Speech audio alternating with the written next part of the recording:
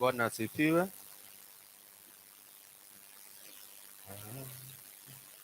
Bwana asifiwe.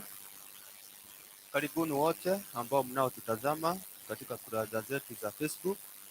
Tunajiita CTV Kenya, Crusader for the Christ Ministry Synagogue. Tuko Nairobi, roundabout ya City Stadium katika jumba linaitwa Mang. Karibu katika ibada yetu ya Morning Glory, na tumaini ya kwamba Mungu wako na neno ambalo anataka kutubariki nalo asubuhi ya leo. Kwa majina yangu ni Pastor Jenga Kahura. Karibu katika ibada hii. Bwana asifiwe. Wacha tukafugue na maombi ili tukaalike Roho Mtakatifu wa Mungu akaweze kuenenda pamoja nasi. Baba wetu wa mbinguni, ninakushukuru asubuhi ya leo. Ni asante kwa nafasi nyingine ambayo Baba umetupa.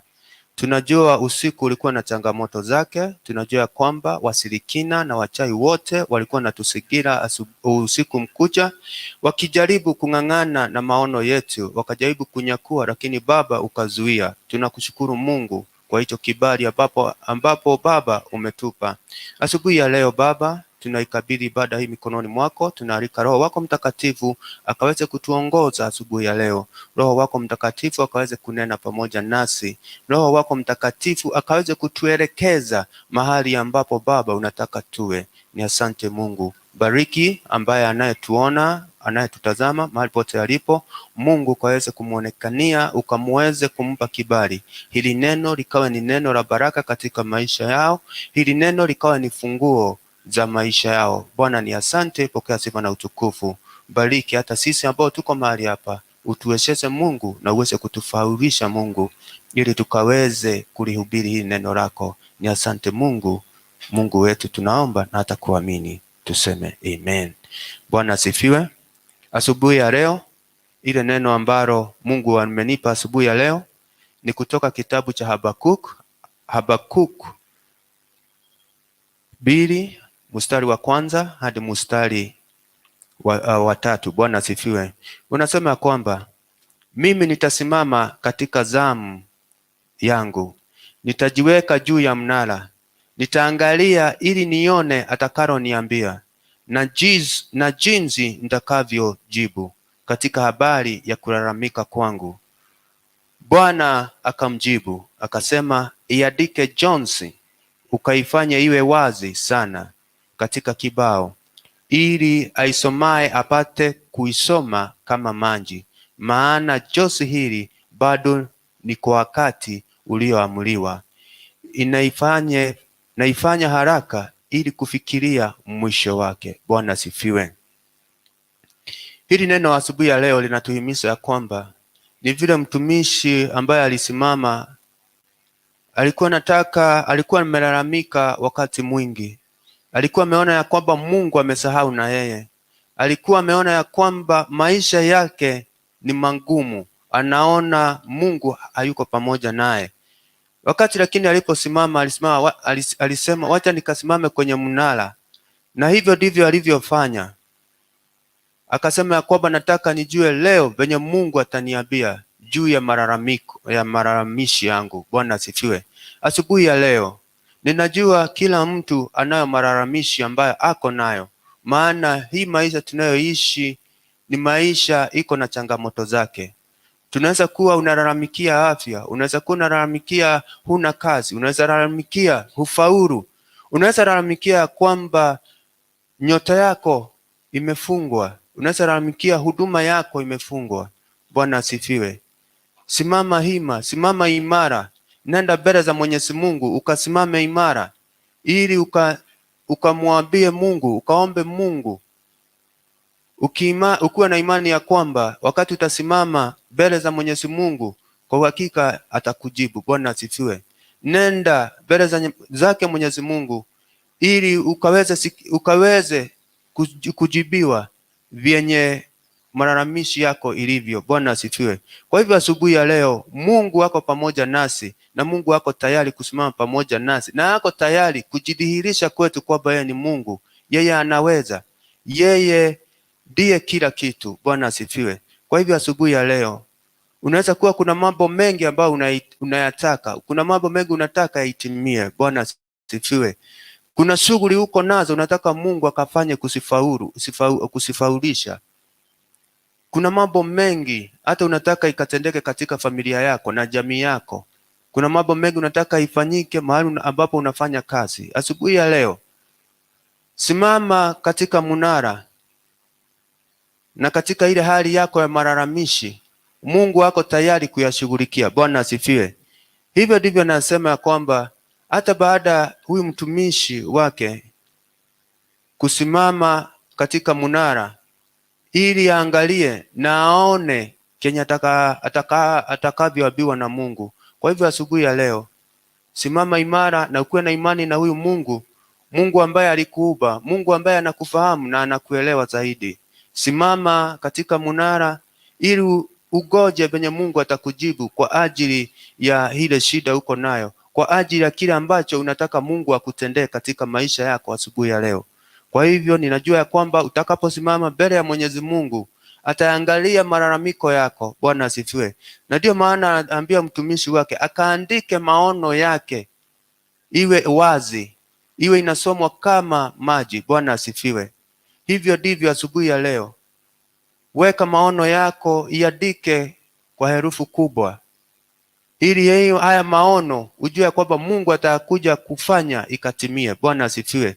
Kile ambacho unataka Mungu akufanyie unakijua na unakifahamu, kiandike na herufi kubwa ili kikaweze kuonekana. Bwana asifiwe. Ukiweke kwa uwazi kama maji, na unapofanya hivyo Mungu anakuja atatimiza kwa wakati ufaao. Kwa hivyo si ati Mungu amesahau nasi, si ati Mungu hatukubuki. Mungu atakuja wakati ambao unafaa. Kwa hivyo ni vyema ukae ndani ya Mungu, ni vyema ukae katika ile imani ya Mungu, umungojee. Hata kama unaona kama anakawia, kwa uhakika siku yake ya kukutana na kile ambacho unahitaji na kile ambacho unataka kukua, ngojea siku ya Mungu. Bwana asifiwe. Endelea kumwabudu Mungu, endelea kumsifu Mungu, endelea kutoa shukrani, maana kile ambacho Mungu amekuahidi hakuna mtu atakayezuia. Hata Shetani mwenyewe hata akijaribu kung'ang'ana ainyakue hataweza, maana Mungu muumba wako ndio ameamulisha, na wakati wake unapofika hakuna wakuzuia. Bwana asifiwe. Mungu akisema amesema, hakuna wakusema la. Kwa hivyo hakikisha ya kwamba asubuhi ya leo umemtegemea Mungu, imani yako inakuwa imara, imani yako ya kumtegemea Mungu iwe dhabiti kabisa, isikaweze kutingizwa, maana huyu Mungu atazidi kukushikilia. Huyu Mungu anatuahidi ya kwamba ahadi zote ambazo ametupa katika maisha ya mwanadamu, tukienenda katika mienendo yake na pia tuyatende mapenzi yake, kwa uhakika hata tuacha kamwe. Bwana asifiwe. Ni vyema tu uelewe na ufahamu ya kwamba kile ambacho kinasababisha mambo yetu na maono yetu yasifanikiwe ni kwa ajili ya uovu ambao tunaoutenda, ni kwa ajili ya ile imani ambayo tumeiotoa, ni kwa ajili ya kujiunganisha na mambo machafu, ni kwa ajili ya kufuata ya mafikira yetu. Bwana asifiwe. Fuata mafikira ya Mungu, fuata kile ambacho kinatokana na Mungu, na kwa uhakika utakuwa unatembea na Roho wa Mungu wakati unatembea katika njia za Mwenyezi Mungu. Kwa hivyo asubuhi ya leo, haijalishi mapito gani hayo wayapitia, bora tu iandike kwa herufi kubwa. Kama ni afya unahitaji, andika Mungu niponye huu ugonjwa, Mungu ponya biashara yangu, Mungu ponya familia yangu, ponya jamii yangu yote, ponya nchi yetu. Bwana asifiwe. Simama kwa niaba ya kila kitu, kwa niaba ya kila jambo. Kama ni nchi, unasimama kwa ajili ya nchi. Kama ni kutubu, unatubu kwa ajili ya wenzako, kwa ajili ya kanisa, kwa ajili ya viongozi, kwa ajili ya watumishi wa Mungu. Kwa hivyo unapofanya hivyo, kwa uhakika huyu Mungu ako pamoja nasi, na huyu Mungu atasimama pamoja nasi. Kile ambacho alikuwa ameahidi atakitenda katika maisha yetu ambayo tutakaoishi dunia hii, kwa uhakika kitatimia. bora umpende huyu Mungu na ufuate sheria zake na ile mielekeo ambao ametupa, mielekeo ya utakatifu, tuelekee namna hivyo. Bwana asifiwe. Kwa hivyo ndugu zangu na dada zangu ambao mnaendelea kunitazama, tunawapenda sana na tunaamini ya kwamba hili neno litakuwa neno la baraka katika maisha yako. Hili neno litakupa mwongozo ambao utakuelekeza kwenye maono na kutimia kwa maono yako. Bwana asifiwe. Mungu ameahidi atayaangalia maisha yetu, atayachunga, atayafanikisha. Bwana asifiwe. Kwa hivyo huko peke yako, wewe ambao umemtegemea Mungu, wewe ambao umeweka tumaini ndani yake, Mungu hatakuacha kamwe. Ni vyema tu ufahamu na uelewe ya kwamba ati ule muda ambao Mungu amekuweka katika huu hai ambao uko nao dakika hii, unamshukuru tu, maana yeye ndiye anajua hatima yako. Yeye ndiye mwanzo na yeye ndiye mwisho. Kwa hivyo hii nafasi ambayo umepewa asubuhi ya leo, ifanye ni kama ni siku yako ya mwisho, na utaona matendo ya Mungu. Usiangalie ya kesho, angalia ya saa hii, maana ya kesho haijulikani. Mungu ndiye anayejua. Na ili siku yetu na kesho yetu ikuwe vyema, nasi lazima tukae katika njia za Mwenyezi Mungu. Tunaye tumaini ya kushinda vita vyote ambavyo tuko nazo hapa duniani. Tunaamini ya kwamba Mungu atalinda uokovu ambao ametupa. Tunajua ile dhabihu ambaye Yesu alitoa kwenye msalaba, damu yake na ile shinda ambayo alipitia na viboko ambavyo alichapwa, tuko huru. Tumshukuru huyu Mungu kwa ajili ya hiyo dhabihu. Tumshukuru huyu Yesu, maana kupitia hiyo sadaka ambayo alitoa yeye mwenyewe, imetufanya tuwe huru, imetufanya maisha yetu ikaweze kuponywa upya, imetufanya tumkaribie Mungu zaidi, ametupa funguo za kuzimu. Bwana asifiwe. Tumshukuru huyu Mungu, tuenende katika njia zake, hata tuacha kamwe. Maono yetu ambayo tumeandika kwa herufi kubwa isomwe kama maji, Mungu atatimiza, maana hizo ndizo ahadi alizotupa, na zote atakuja kuzitimiza kwa wakati ufaao.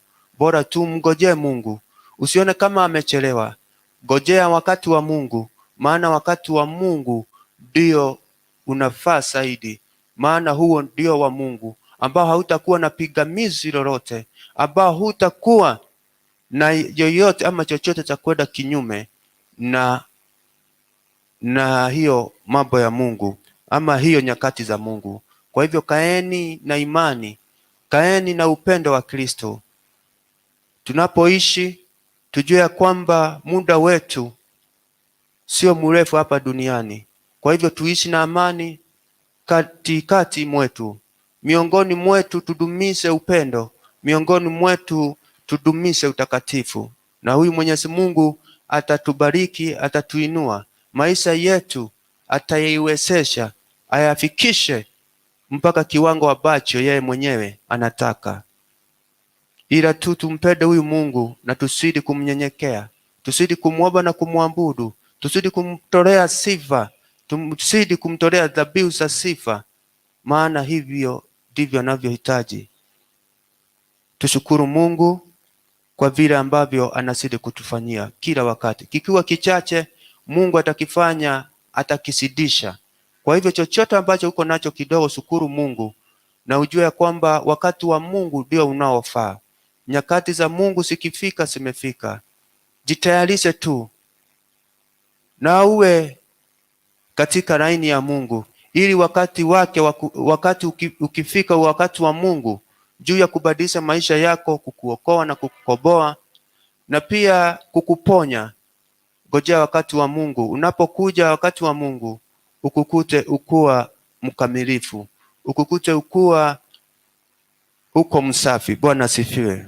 Kwa hivyo asubuhi ya leo, wacha hili neno likawajenge, wacha hili neno likawatie nguvu siku yote, wacha hili neno likabadilishe maisha yetu sisi, wacha hili neno likatupe mwamko mpya na likatupe tumaini. Andika maono yako kwa herufi kubwa. Hivyo ndivyo Mungu anavyosema asubuhi ya leo. Wale ambao wanaonitazama, Mungu awabariki siku ya leo, awape kibali, awaponye, awatendee mema, awakumbuke pamoja na familia zenyu, marafiki zenyu na wale wote ambao wanahusika ili kufanikisha siku yako ya leo. Mungu awabariki na watende mema. Tupatane katika ibada zetu za lanchawa na pia jioni tuko na mkesha. Kwa hivyo nawakaribisha wote, maana itakuwa ni mkesha ambao umejawa na baraka. Ni mkesha ambao kutakuwa na ukombozi. Ni mkesha ambao madhabahu ambayo ilikuwa inanena kinyume na maisha yako, ni mkesha ambao Mungu atatutembelea. Ni mkesha ambao Mungu ako tayari kufunja na kuharibu kile ambacho Shetani alikuwa amekiweka ili kikaweze kuzuia maono yako yasitimie. Mungu atayafunja. Mungu atakupa maisha mapya usiku wa leo. Kwa hivyo tufuatilie katika kurasa zetu za Facebook na YouTube, tunajiita CTV Kenya. Unapofanya hivyo, hata ukiwa nyumbani katika mkesha wa leo, ukiandamana pamoja nasi, kile ambacho Mungu anatupa hata we utapata mgao. Kwa hivyo hakikisha kwamba umepata datas ili ukaweze kutufuatilia katika kurasa yetu ya CTV Kenya. Ninaamini ya kwamba utakapofanya hivyo maisha yako itabadilika.